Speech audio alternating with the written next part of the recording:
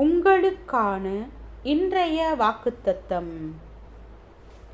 உன் பிதாக்கள் சுதந்தரித்திருந்த தேசத்தை நீ சுதந்தரிக்கும்படிக்கு உன் தேவனாகிய கர்த்தர் அதில் உன்னை சேர்த்து உனக்கு நன்மை செய்து உன் பிதாக்களை பார்க்கிலும் உன்னை பெருக பண்ணுவார்.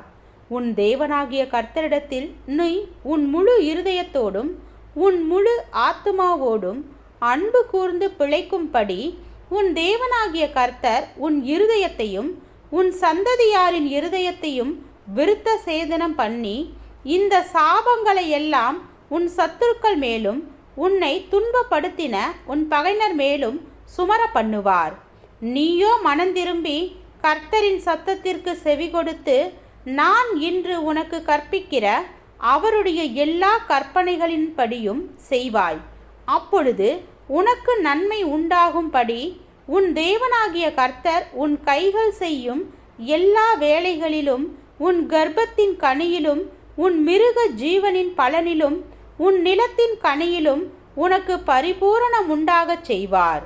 உபாகமம் 30வது அதிகாரம் வசனம் 5 முதல் 9 வரை.